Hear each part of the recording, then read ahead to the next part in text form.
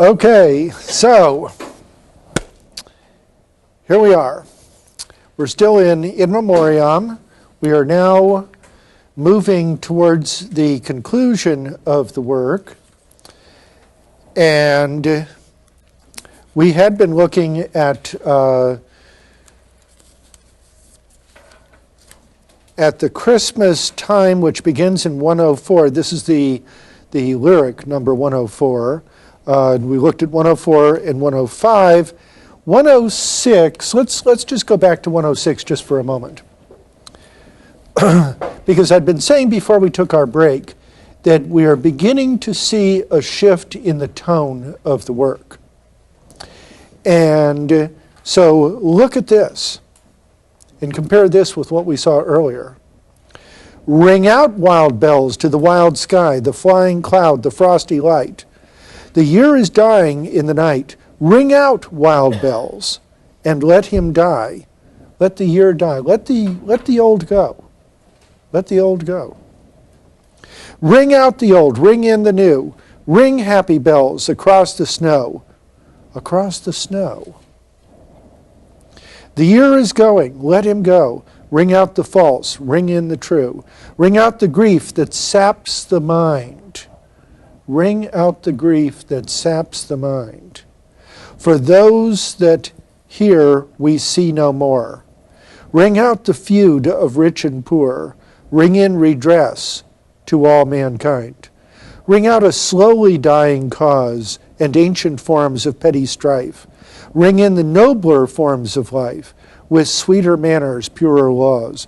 Ring out the want, the care, the sin, the faithless coldness of the times. Ring out, my mournful rhymes, but ring the fuller minstrel in. Ring out false pride in place and blood, the civic slander and the spite. Ring in the love of truth and right. Ring in the common love of good. Ring out old shapes of foul disease. Ring out the narrowing lust of gold. Ring out the 1,000 wars of old. Ring in the 1,000 years of peace. The millennium. Ring in the valiant man and free, the larger heart, the kindlier hand. Ring out the darkness of the land.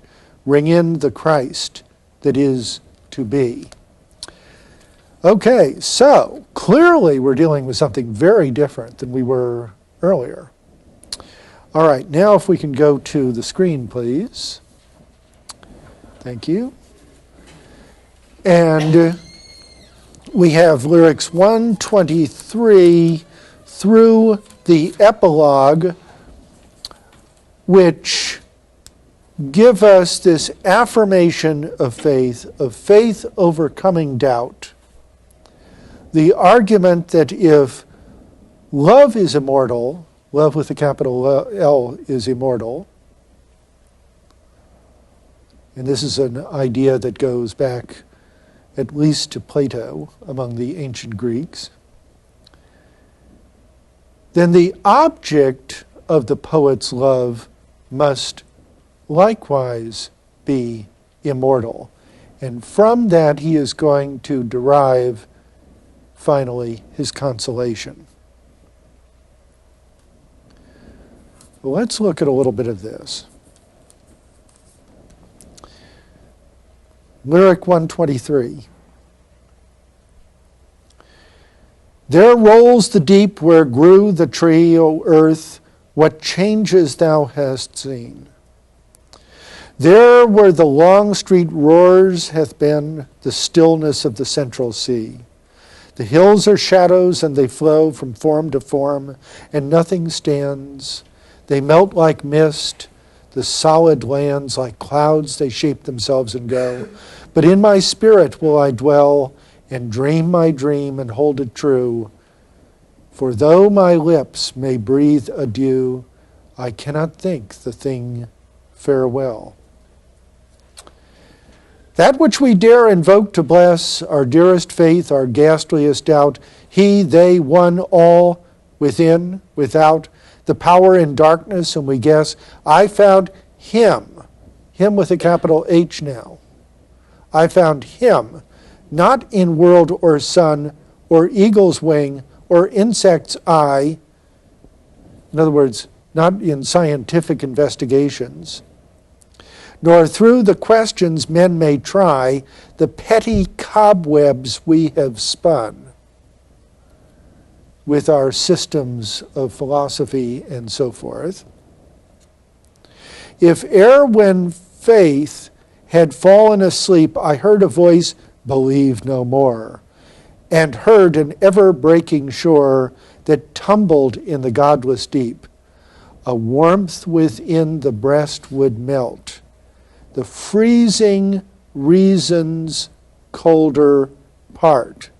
And like a man in wrath, the heart stood up and answered, I have felt. Okay? Notice that when he has doubted, and the colder reason has chilled the warmth of his desire for consolation and his desire for his friend, something warmer has melted his breast, and he has felt in the heart.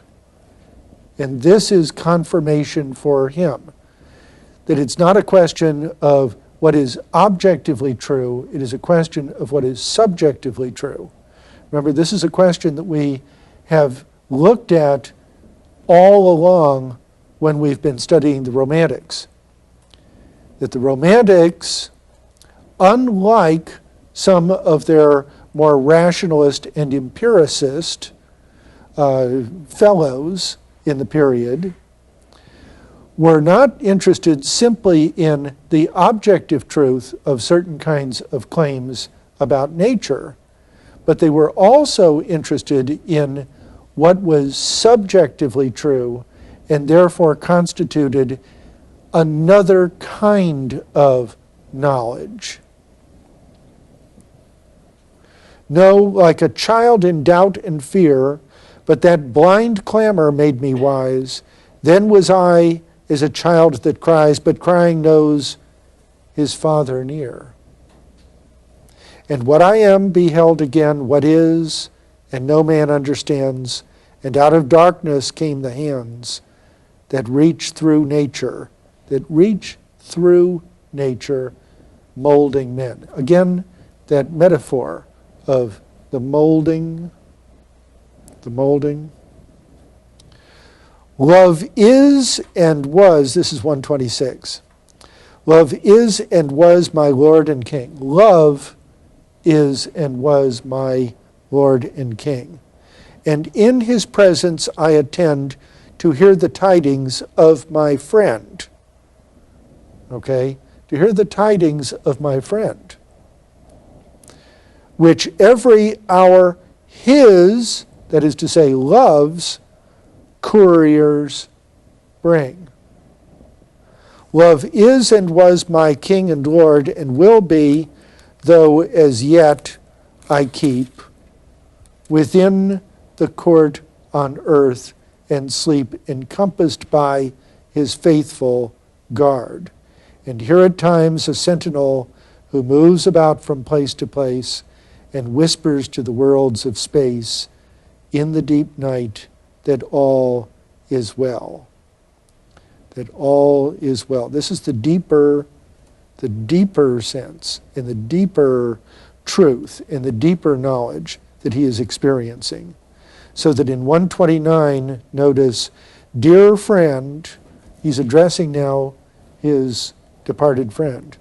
Dear friend, far off, my lost desire, so far, so near in woe and weal, O loved the most, when most I feel, there is a lower and a higher, and so forth. In 130, thy voice is on the rolling air. Thy voice is on the rolling air. I hear thee where the waters run. Thou standest in the rising sun, and in the setting thou art fair. What art thou then? I cannot guess. But though I seem in star and flower to feel thee some diffusive power, I do not therefore love thee less. My love involves the love before. My love is vaster passion now.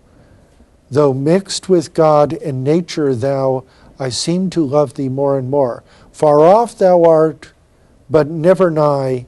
I have thee still, and I rejoice. I prosper circled with thy voice. I shall not lose thee, though I die. And notice what he says in 131, a living will that shall endure, when all that seems shall suffer shock. Rise in the spiritual rock, flow through our deeds and make them pure, that we may lift from out of dust, once again out of dust, in the varying senses in which he's been using dust metaphorically in these lyrics. A voice is unto him that hear, a cry above the conquered years, to that us works and trust. With faith that comes of self-control. Notice faith comes of self-control. One has to exercise a certain kind of discipline over one's feelings too. The truths that never can be proved until we close with all we loved and all we flow from, soul and soul. And then in the epilogue, he concludes, and rise, O moon, from yonder down, till over down and over dale, all night the shining vapor sail, and pass the silent lighted town. The white-faced halls, the glancing rills, and catch at every mountain head, and o'er the friths that branch and spread their sleeping silver through the hills, and touch with shade the bridal doors, with tender gloom the roof, the wall, and breaking let the splendor fall to spangle all the happy shores by which they rest, and ocean sounds and star and system rolling past, a soul shall draw from out the vast, and strike his being into bounds, and moved through life of lower phase result in man, be born and think and act and love, a closer link betwixt us and the crowning race of those that eye to eye shall look on knowledge, under whose command is earth and earth's, and in their hand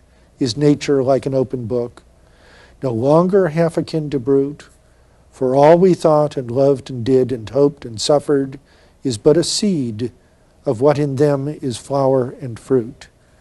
Whereof the man that with me trod this planet was a noble type, appearing ere the times were ripe, that friend of mine who lives in God, that God which ever lives and loves, one God, one law, one element, and one far-off divine event to which the whole creation moves. So, he is finally at peace. And finally, he has achieved the consolation that he has so devoutly wished. So, this is Tennyson's attempt to resolve the kind of crisis of faith that many were undergoing in the 19th century. And we're going to be talking more about that as we encounter more of our writers dealing with this whole question, not always because of the death of a loved one, but in one way or another coming to question some of the traditional beliefs of traditional religion. Some of them work through these, as Tennyson does, and come to a new kind of affirmation of faith. Some abandon religious faith and become either atheists or, as Thomas Henry Huxley was to coin the term, agnostics. That is to say, those who say, well, there's not enough reason on one side of the question or the other, really, to convince one whether or not God truly exists. That's the agnostic position. So we're also going to be seeing how within the Christian religion or religions themselves, there are going to be all kinds of different responses. There are going to be fundamentalist Christians who simply do a kind of end run around the whole problem and say, well, we know by faith and by our study of the Bible what is true, and so what difference does it make what some of these philosophers and scientists and even theologians are saying? We simply know what is true, and that's all there is to it. There are Roman Catholics who will sidestep the whole issue in yet another way. I don't mean sidestep in the bad sense, but will attempt to outflank some of these problems in yet another way, particularly the challenges to the Bible, and we'll talk more about this later on, or the literal truth of the Bible in certain respects, by saying, well, the Catholic Church's position has always been not that the church depends upon the Bible, but the Bible depends upon the church and upon the authority of the church. And therefore convenes councils establishing and reestablishing and affirming and reaffirming the authority of the church, and in particular of the papacy. And we will see within various Protestant denominations those who wrestle with this kind of issue in other ways, particularly those who are followers of what in the 19th century was called liberal Protestantism, with a capital L and a capital P. But these are some of the movements that we're going to be looking at in weeks to come. Right now, what I'd like to do is to turn to Robert Browning. And in order to do so, let's see if I can bring this up. Aha! Ha-ha! I did it. Okay. So Robert Browning, who lived a good long life, as did many of these guys, by the way.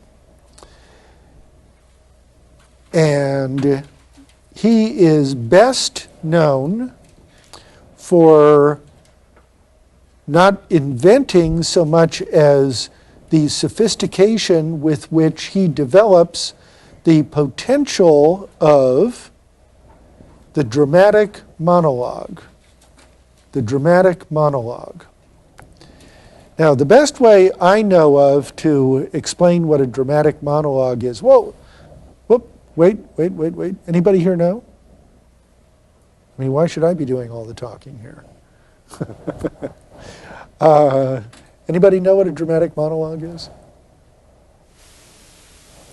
You heard the term before? Just not quite sure what it might mean? Well, a dramatic monologue is first of all a monologue in the sense that we're just listening to one person. But it's dramatic in the sense that we have more than one person involved in the action. More than one person involved in the action. As in a drama or as in a play, in which typically we don't just have one actor coming out onto the stage. I mean, you can have something like that, but that's not typically what we think of as a play. What we are usually talking about is the enactment of some kind of episode or series of episodes comprising a plot in which we have various characters interacting with one another. Now, let's go back to our concept of dramatic monologue. What if you have a poem in which you have only one person's voice, but everywhere implied is another person, and that other person's response to the first person? It's like listening in on one half of a telephone conversation. I mean, everybody here has done that, right? You know, you're at somebody's house, maybe your own house. Phone rings, somebody picks up the phone, and they're talking. And that's what you hear. But to some extent, at any rate, you're going to be able to infer what the other person is saying or how the other person is responding to the voice that you are listening to. That's very much what we have in the dramatic monologue, or at least many of Browning's very greatest dramatic monologues. In this, we will also have the creation of a persona. A persona. What's a persona? Anybody know? It's more than just a personality. The ancient meaning of the word persona was the role that an actor plays. The role that an actor plays. So that among the Greeks and Romans, the actors would come out on the stage wearing masks. At least originally they wore masks. And you were not supposed to confuse the person playing the role with the mask signifying the role that the actor was playing. If for no other reason than that you could have one actor playing more than one role in the same play. And each time the actor came out, the actor might be wearing a different mask. The ancient rhetoricians picked that concept up and applied it to what we do when we seek to communicate with others, and in particular to persuade others. We may adopt a certain persona which we believe will be persuasive with a person or a group of persons on a particular subject in a particular context. For example, if you are going on a job interview, you're going to try to figure out what does the employer or prospective employer want? Not just in terms of qualifications, but what kind of a person does the employer want? And you're going to try to project those qualities in the interview in order to be successful. In other words, you are going to try, at least for the moment, to develop a persona, which may not be identical with who you are in all other circumstances. Now, I'm not talking about being cynical. I'm just talking about trying to be effective. You probably talk to children differently than you talk to other adults. You probably talk to me differently than you talk to your close friends. Okay? That's simply the way in which we adapt in different circumstances. Okay, so let's take the idea of the persona as itself being something which is created, but which is not necessarily identical with the person who has created it. The classic example in our literature is Swift's Modest Proposal. Remember A Modest Proposal? Where you've got this, this social scientist, this political economist in England who is saying the way to deal with the question of poverty in Ireland and crime among the lower classes who can't find any kind of gainful employment, the starvation of people who can't feed themselves. The way to deal with this is for us to invest money into fattening up the Irish children and then marketing them as food? Well, of course, the person who is the modest proposer is not Jonathan Swift. What Jonathan Swift is doing is creating a bitter satire of people with that kind of mentality. I mean, not that anybody was literally proposing that, but people of that kind of cold mentality towards the suffering of other people, especially poor people. So, it's the creation of a persona for a particular purpose, but the persona need not be identical with the person who creates it. So also here with Browning. Browning is going to be imagining a particular person who then becomes the speaker in one of the poems. And so there is a distance often between that voice that we are listening to in the poem and Browning as the implied author of the poem. Okay? Clearly there's a tremendous potential here for the ironic treatment of the persona, as in Swift. But also, obviously, as we shall see, in Browning. And there's going to be a question of the reliability or the unreliability of the speaker. Does Browning identify or not identify with the speaker? In Swift's case, we just talked about how Swift clearly is sending us all kinds of implicit messages that he does not identify with the author of, or the putative author of A Modest Proposal. What about Browning?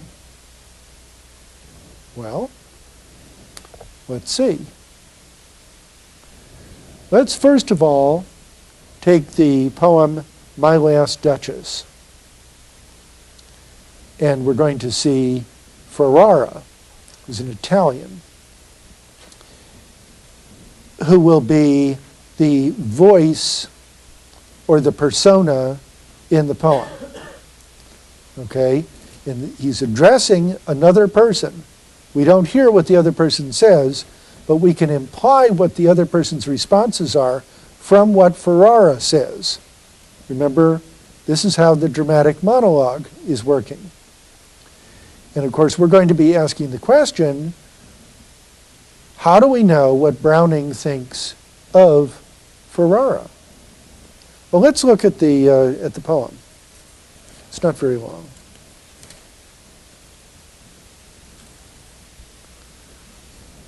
Ferrara is speaking. That's my last Duchess painted on the wall, looking as if she were alive. Ferrara is a widower. We're going to figure this out as we go along, but I'm just going to tell you in advance so that it will help to make things a little easier to follow. Ferrara is a widower. He's a duke, and his last Duchess, his now dead wife, sat for a portrait which is now hanging on the wall. So as he's talking to this other person, he draws the other person's attention to the portrait of his last Duchess. That's my last Duchess painted on the wall, looking as if she were alive. I'd call that piece a wonder. Now, Fra Pandolf's hands worked busily a day, and there she stands. Fra Pandolf? Well, there were Italian painters at the very dawn of the Italian Renaissance who were often called Fra this and Fra that and so forth. because they were in religious orders often and did religious paintings, though not only religious paintings. Fra Pandolf's hands worked busily a day, and there she stands. Will it please you sit and look at her? I said Fra Pandolf by design, for never read strangers like you that pictured countenance, the depth and passion of its earnest glance, but to myself they turned, since none puts by the curtain I have drawn for you, but I, and seemed as they would ask me, if they durst, how such a glance came there. Okay? He's showing off, isn't he? This is name dropping. You know, well, you're not the first one to notice that painting. You see, why? Fra Pandolf did this for me. A famous painter did this for me. This is not just any portrait. This is one done by a master. This is very valuable. And so he's puffing himself up with his own self-importance. Okay, but now I've drawn the curtain so that you can see it. You see, I'm giving you a very special privilege. And they seemed, people who have looked at it, would seem as they would ask me, if they durst, how such a glance came there. So, not the first are you to turn and ask thus. See, we assume now that that's what the other person has done, is to ask him. Not simply about the painting, but about the expression of the woman in the painting. Sir, he responds now to the question that has been asked of him. 'Twas not her husband's presence only that called that spot of joy into the Duchess's cheek. So we're getting into jealousy here. 'Twas not her husband. He's her husband, or was her husband when she was alive. 'Twas not her husband's presence only called that spot of joy into the Duchess's cheek.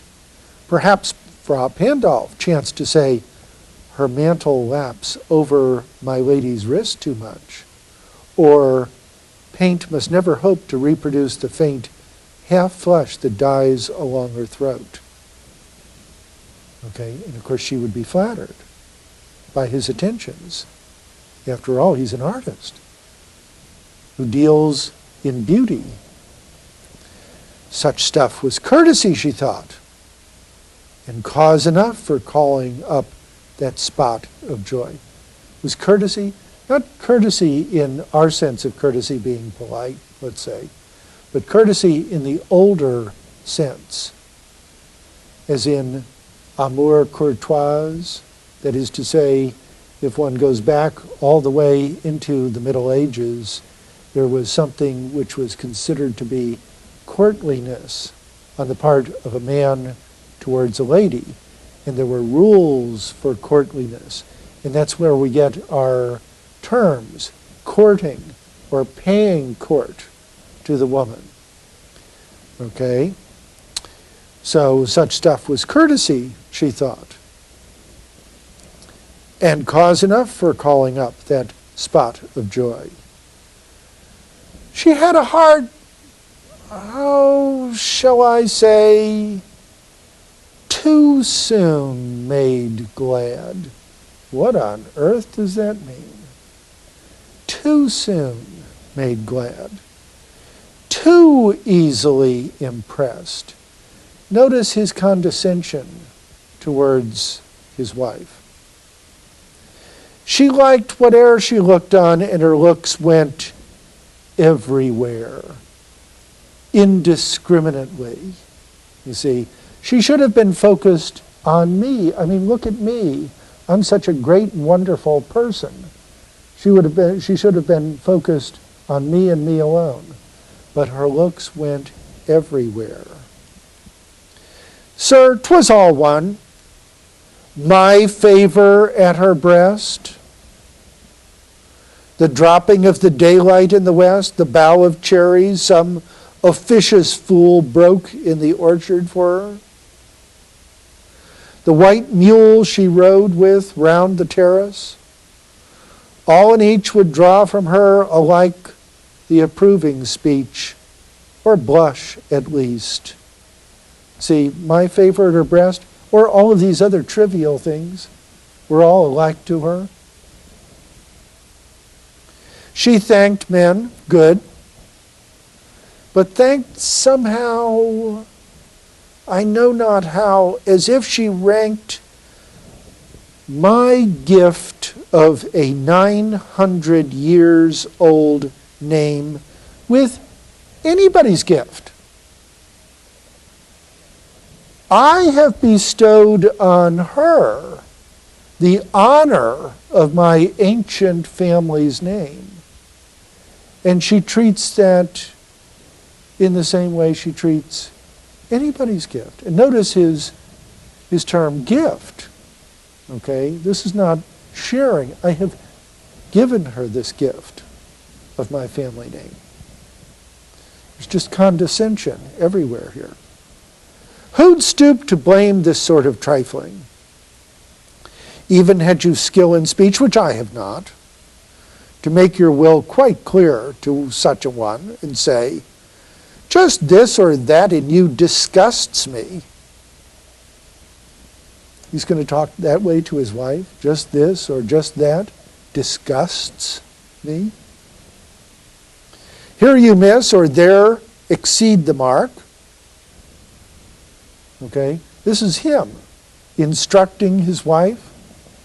And if she let herself be lessoned so, nor plainly set her wits to yours forsooth and made excuse, e'en then would be some stooping, and I choose never to stoop.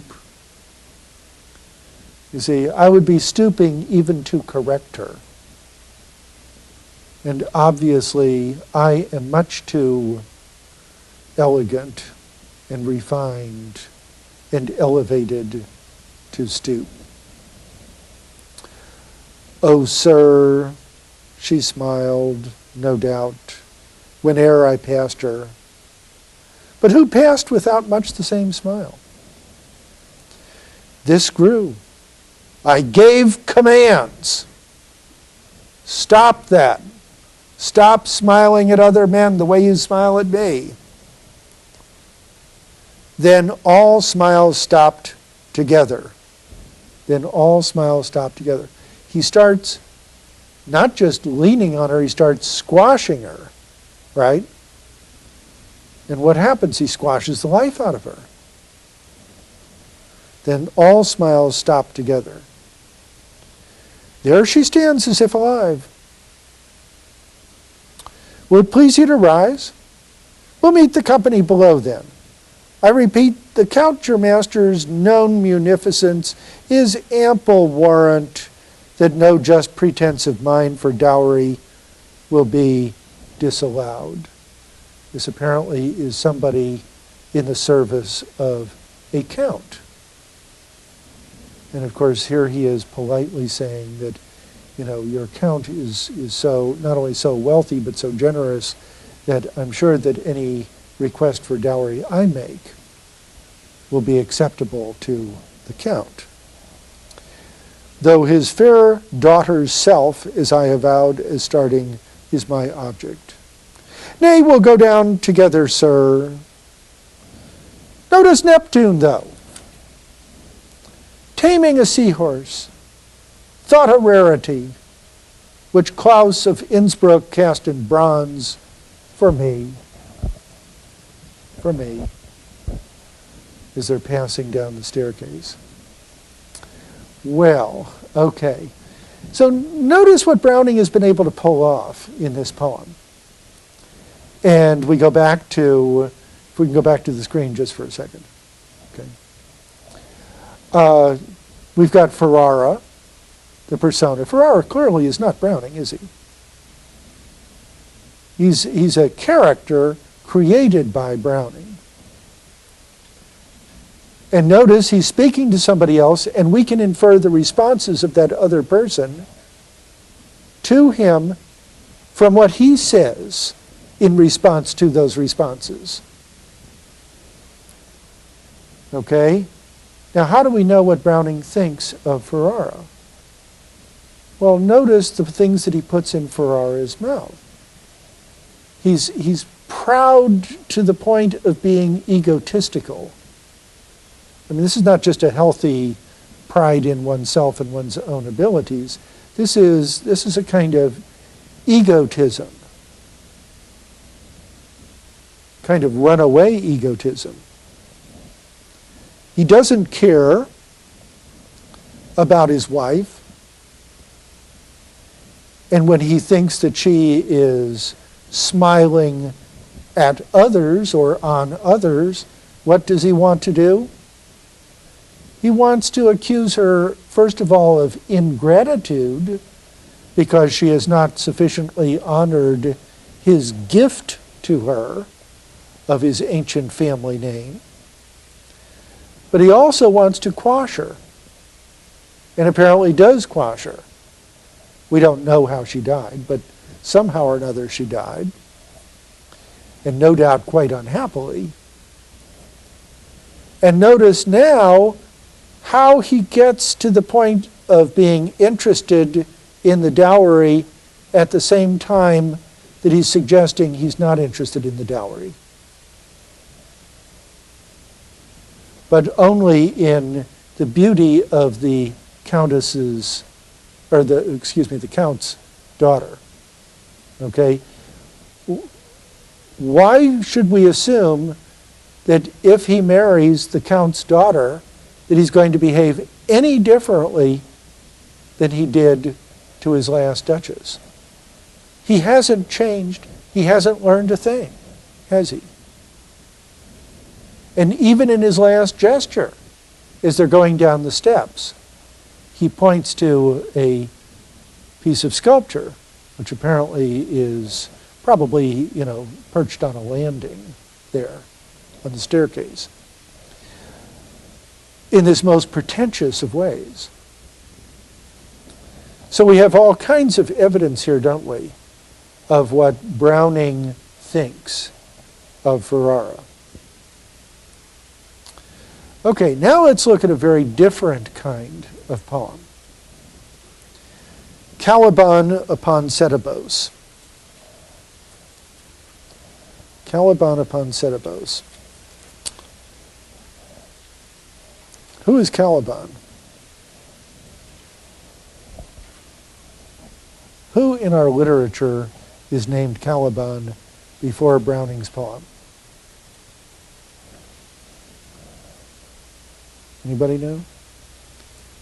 Hint, hint, Shakespeare. Hint, hint, Shakespearean play. Hint, hint, The Tempest. Okay, half man, half monster, thou earth, and so on and so on. Yeah, okay. Okay, so, and set off against Ariel, right? Who is a character in The Tempest who is spirit, or spirit-like. Okay, so Caliban is really sort of half brute, half human. The way Browning is treating him is as if Caliban were the so-called missing link in our evolutionary history. One of the things that people very quickly seized on in Darwin's Origin of the Species, but particularly his Descent of Man, was, well, where's the link? Where's the link? If we are indeed evolved out of some other species with whom we can still be compared in certain respects, physiologically at least, such as apes, then where's the missing link? Should we not be able to find some remains, even if they are fossil remains, of creatures who were in between, who are in the middle of that evolutionary shift. And if we can't find that, what does that do to the theory of evolution? And of course, evolutionary biology has been dealing with that kind of research ever since. Well, that's not the only thing dealt with, obviously, but that's one of the things dealt with. And so, we have archaeologists and geologists and anthropologists and biologists and paleontologists, mainly in Africa, more recently to some extent in Asia, but mainly in Africa, because all of the evidence points to what appears to be the fact that the human family all comes from Africa originally. I mean, we're all Africans. I'm African, you're African, we're all Africans. And we go back to some kind of common pre-human, and then in various stages of development into human beings as we are now, okay? And it's been the business of many of these sciences that I was mentioning a moment ago to try to discover the fossil remains of the different stages, evolutionary stages, in between. Okay? So, what Browning is doing with this is very playful in a way. I mean, the poem is a serious poem, but it's also a very playfully handled poem in certain respects. He's imagining, what if we had that person who is halfway between animal and human? A Caliban, okay, on an island. What would he think about? What kinds of questions would he pose for himself? How would he seek to answer those questions? Okay? So we have, Caliban is the only one speaking in the poem, by the way.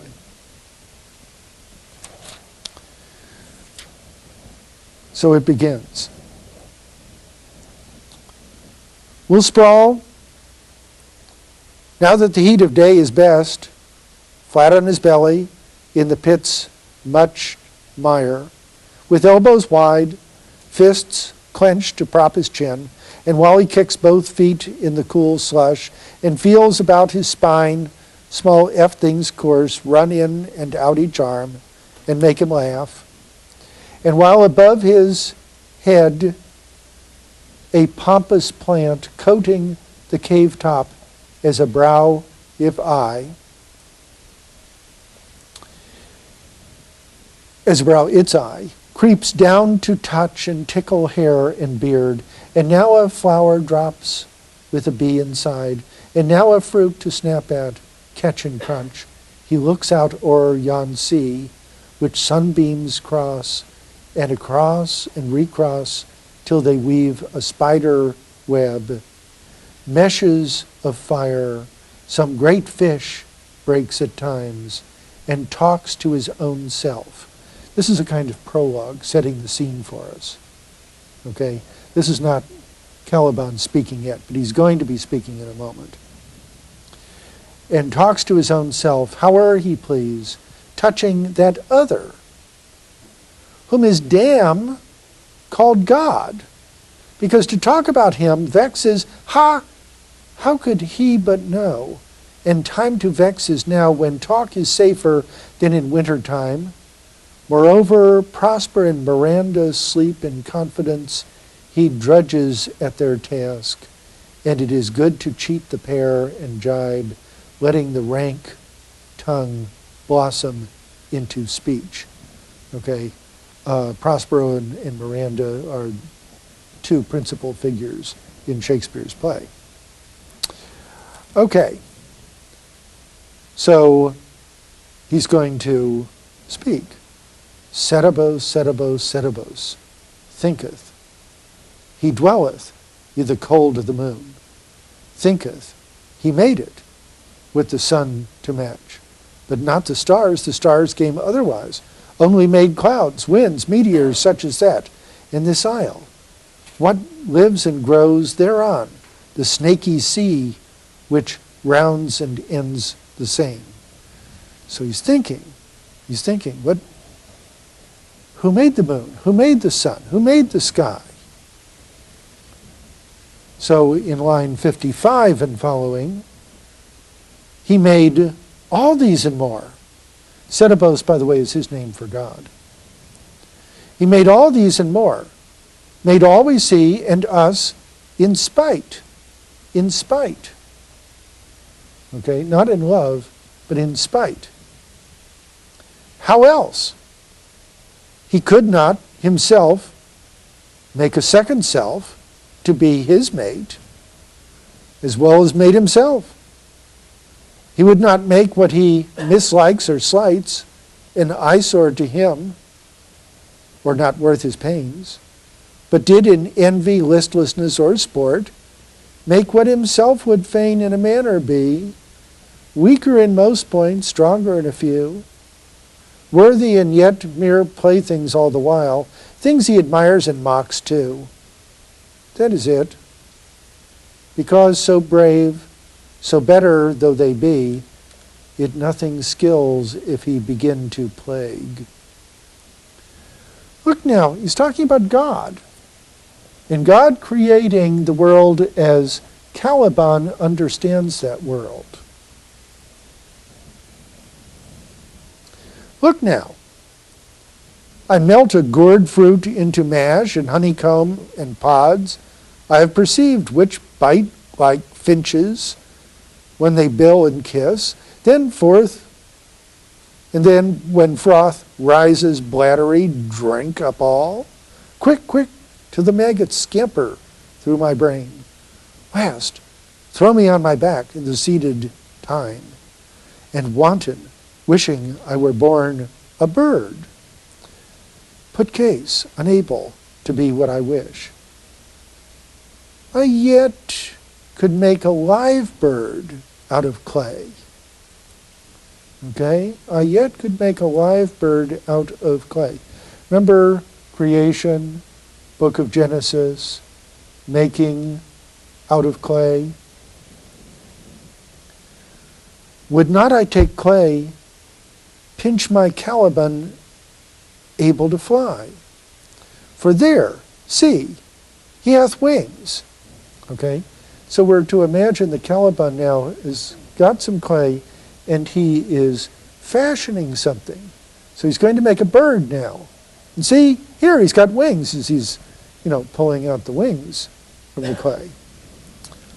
Or shaping them. And great comb like the hoopos to admire.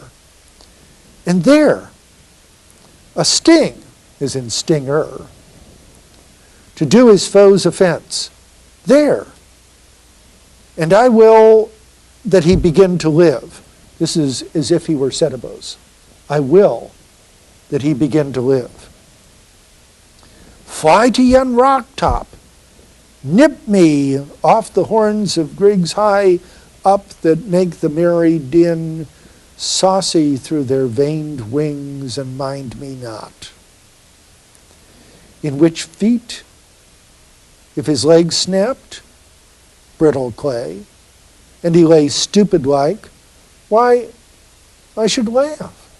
I created this being, and if his leg breaks, so what? I'll laugh. And if he spying me should fall to weep, beseech me to be good, pray to me as God, repair his wrong, bid his poor legs smart less or grow again, well, as the chance were, this might take.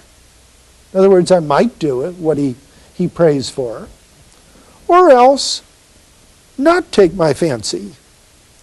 I might hear his cry and give the mankin 3 sound legs for one, or pluck the other off and leave him like an egg, and lessened he was mine and merely clay.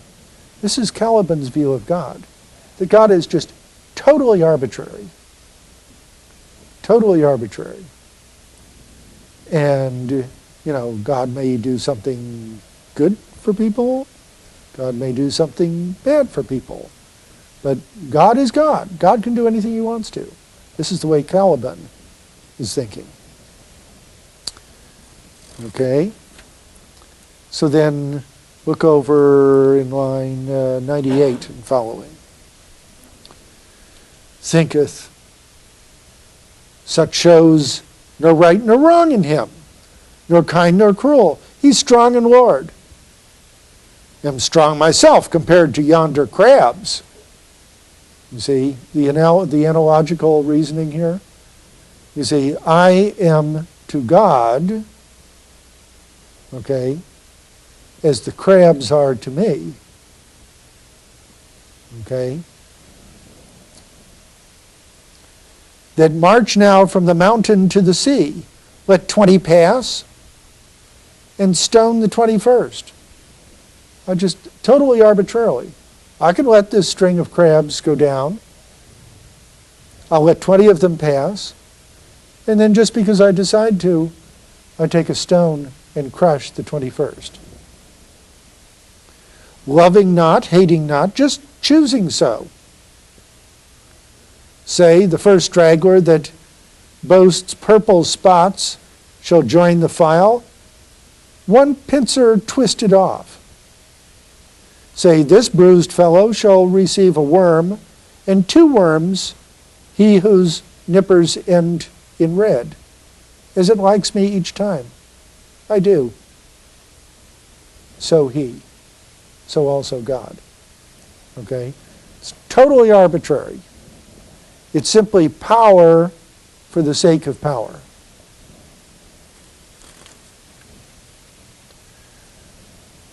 Okay. Go over to 225.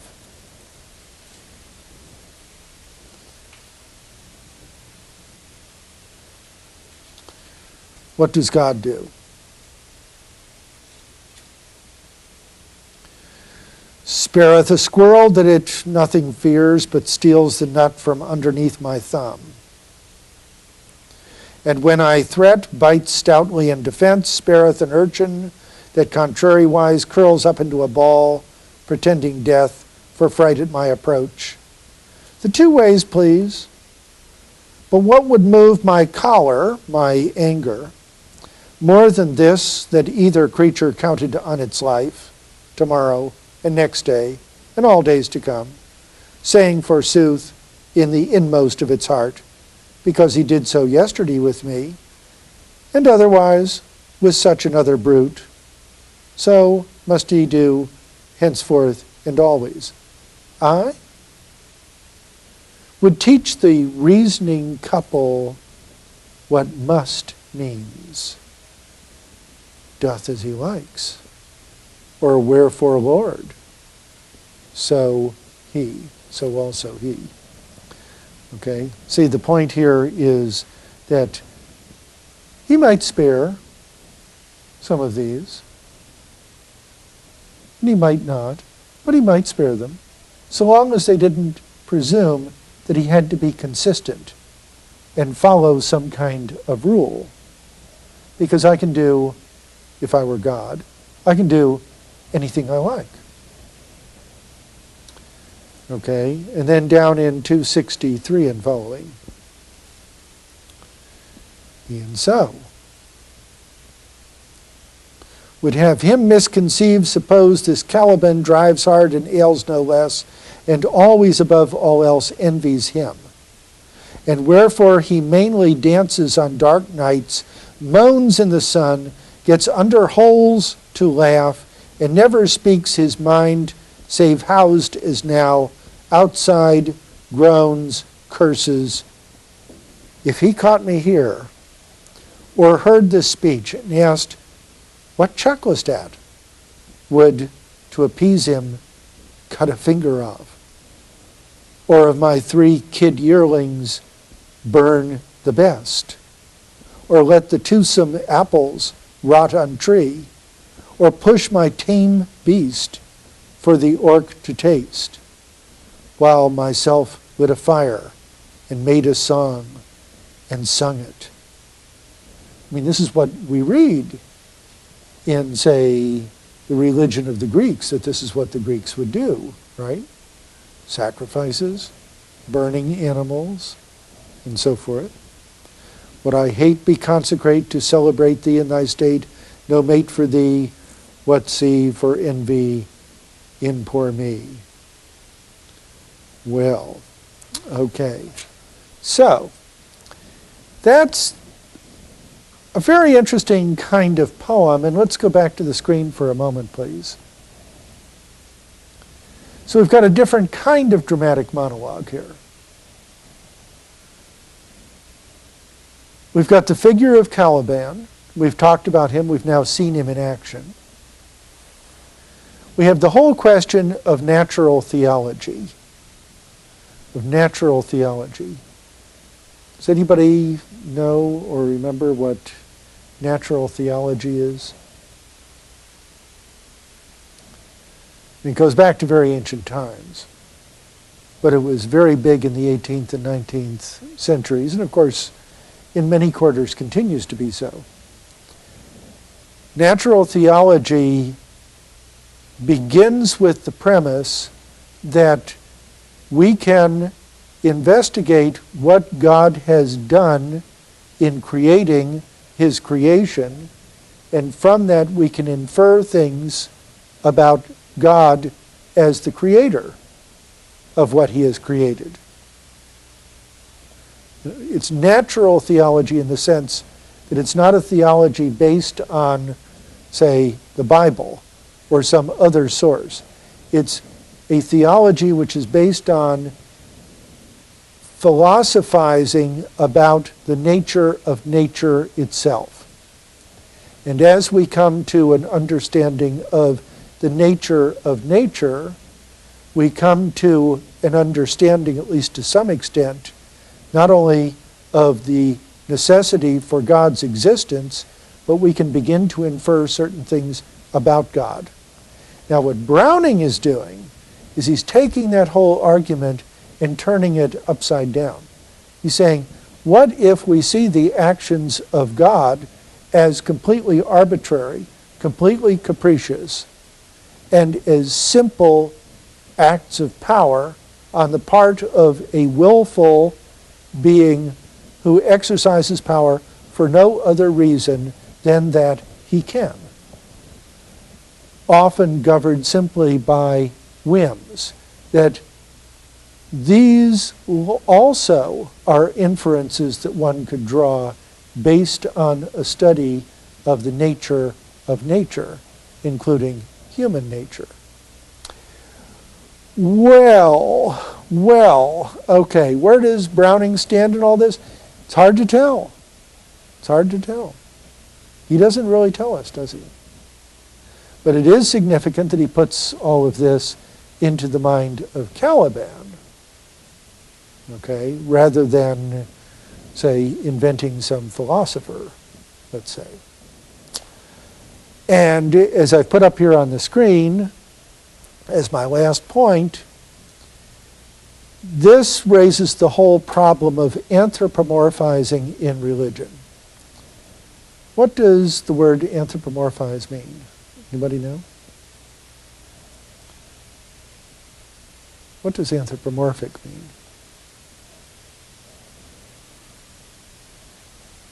Anybody know? I'm not having much luck tonight. Well, it's a long evening, I know. The Greek word anthropos that we use in things like anthropology and so forth means man. Man in the sense of man and woman, means human. Okay? And morphe means form. Okay? So something which is anthropomorphic is in the form of a human, or is in human form, or human-like form. What happens in the arena of religion. When we anthropomorphize, when we create images of God as, say, the white-haired man with the long beard up on the clouds, right? And, then he is surrounded by, various other figures who, at least in some respects, look like human beings. I mean, the angels may have wings, but they otherwise may look very much like human beings. And then when God is described very much in terms that are like the behavior of human beings, except blown up to the scale of God. Okay? Now, that creates all kinds of very interesting problems. Because on the one hand, we have a kind of negative theology in which we say what God is not. God is not mortal. God is not limited in power. God is not limited in knowledge. Right? And so we say God is immortal. God is omnipotent. God is omniscient, which is just the flip side of what I just said in negative terms. What we do is we conceive of God as not what we are. Okay? And that's one way of doing it. But notice another way of doing it is to look for some kinds of similarities that will, in effect, make God recognizable. Now that's very, very, very, very common in religions. And I'm talking about religions around the world. I'm not now talking simply about one religion. The most obvious example, of course, would be what Westerners know very well, the myths of the Greeks and the Romans, where obviously the gods and goddesses not only look like human beings, but except for the fact that they are immortal and have certain powers that we don't have, they seem to be very much like us, and they behave very much like us, and their motives are very much like our motives. And sometimes they can be very petty and very cruel, and sometimes they can be very generous and very loving. But what happens when that gets applied to other conceptions of God? Well, it's a real problem. And of course, I'm not saying that I've got an answer to this, but this is a classic problem in the history of religions, and in the philosophy of religion, and in the history of theologies. Okay. So, notice here, of course, that's exactly what Caliban does. He simply assumes that God is somebody like himself. That's how he would behave if he were God. That's how he does behave towards these creatures over whom he can exercise power, like the crabs and others. So therefore, God. Okay? Well, partly Browning doesn't mean to be taken seriously here, but in part, he's simply having fun with stirring up trouble. Stirring up trouble. I mean, there are a lot of people who would read this poem, who would get real angry and real upset and want to quarrel with Browning. Well, then he's accomplished what he wanted to accomplish. Because Browning would probably sit back and say, that's what I was trying to do. I'm trying to get you to think. Most people don't think. And they certainly don't think about questions like this. At the very least, I've got you thinking. Okay? So, what is Browning's view of Caliban? It's hard to tell. And on what kind of evidence would we decide? That's a very interesting question, I think. Well, okay. Caliban upon Setebos, a very interesting poem, and one that gives us a very different view of these matters than Tennyson's In Memoriam did. And what I'm trying to do here, and I'm going to be doing this in the next class or two as well, is to start complicating things. That you can't simply go back and say, the Victorians thought such and such, the Victorians believed such and such. Which Victorians? I mean, you wouldn't stand still for that, would you, if somebody were talking about people in our time? Well, you know what Americans think, right? Which Americans? Where? On what subjects? Under what conditions? Right? I mean, a lot of us think a lot of different things, and sometimes we agree with one another, and sometimes we disagree with one another. Okay? Well, the same thing was true with the Victorians. And the same thing is true throughout cultural history. It's always, always a danger to create these glib generalizations about a whole people or about a whole culture. And if you hear somebody doing that, just turn a switch in your head.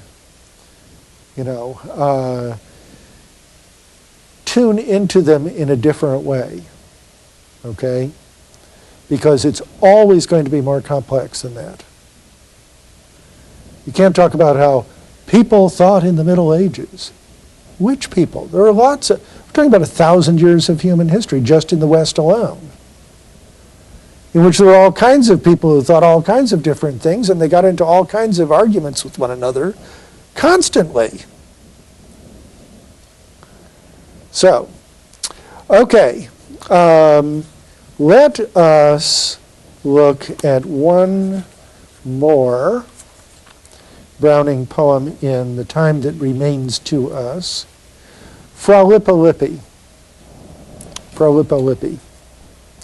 This is another dramatic monologue in which we have the figure of an early Renaissance artist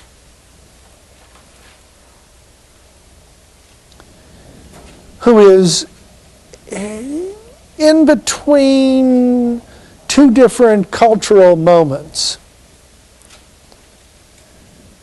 He's a monk, but he's also an artist.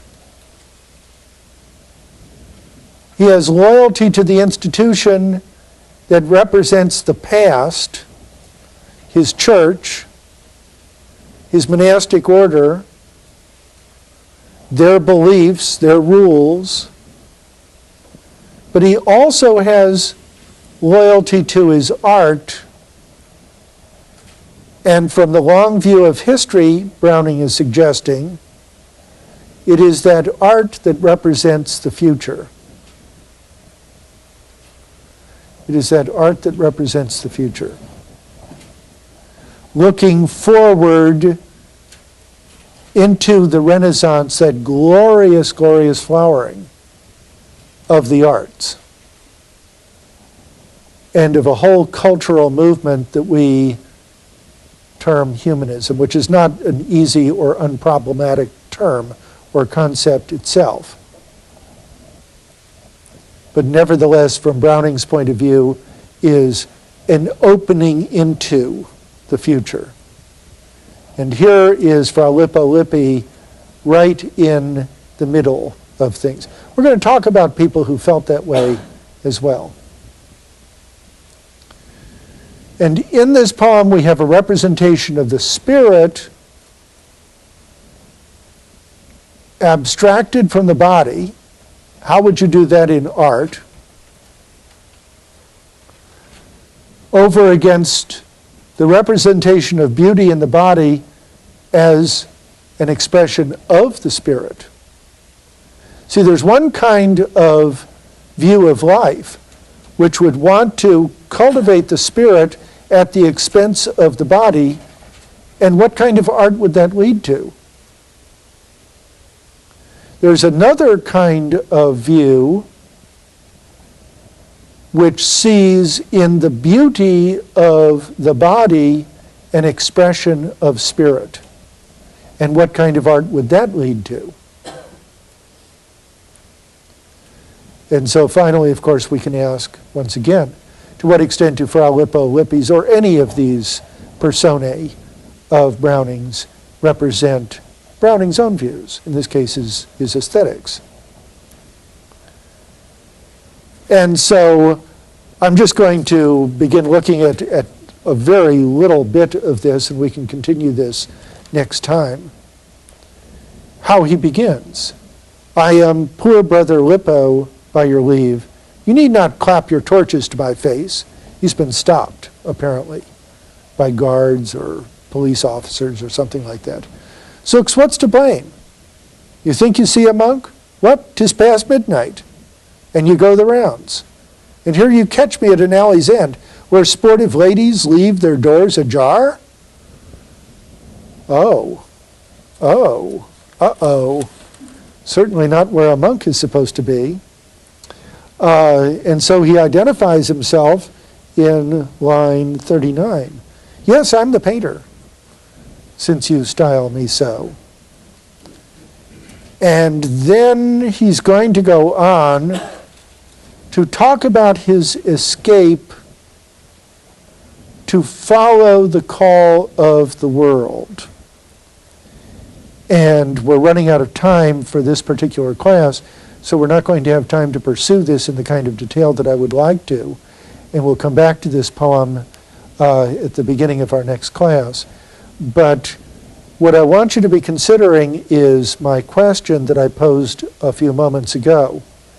What kind of art does it lead to if you prize the world of the spirit above and beyond the world of the body, over against what kind of art is produced when you see the beauty of the body itself as an expression of spirit? Okay.